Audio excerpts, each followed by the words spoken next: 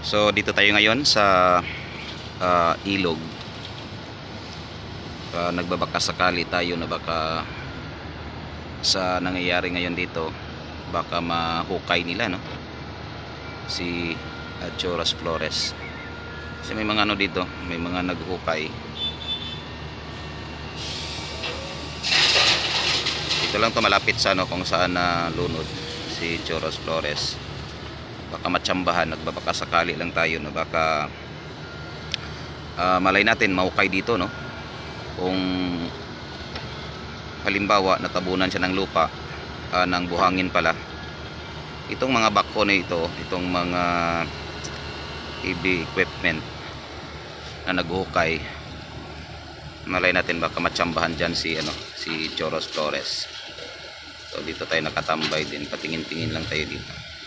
Wala nang tubig dito sa gilid. Ayan, oh. So si Achoras Flores doon sa may taas na, no, nalunod. So malay natin baka dito siya pinadpad ng agos ng tubig at saka mahukay siya ng mga bako na yan. Saka wala ng tubig dito sa mga gilid.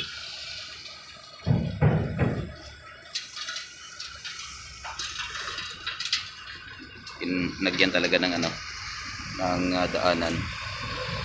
Ayan, no, para makadaan yung mga truck.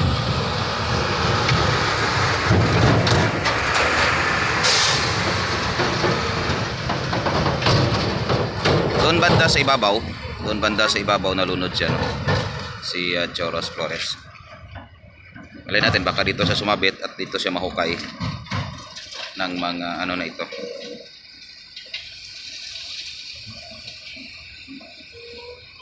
Ang mga bako.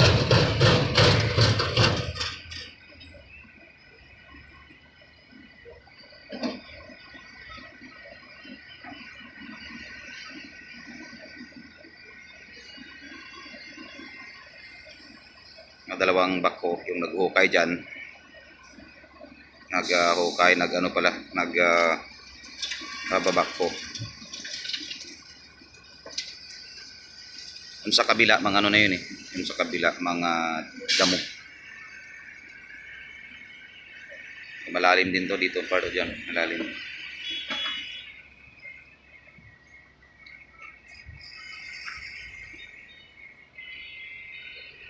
Wala nang tubig dito sa gilid. Malay natin dito si Achoras na padpad.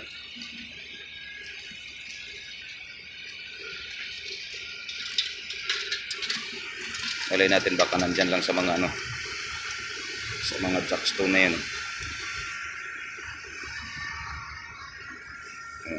Baka natin dyan sa ilalim ng jackstone sumabit.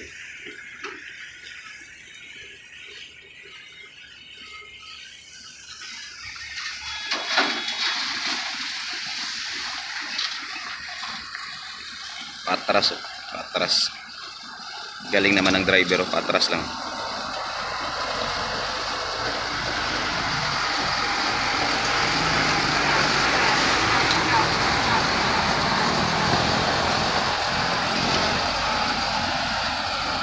Malay natin mahukay dyan siya, no, si Achoras pagbako, tapos naisama yung katawan ni Achoras dyan sa mga buhangin na ikarga sa truck. Mayroon din doon, no.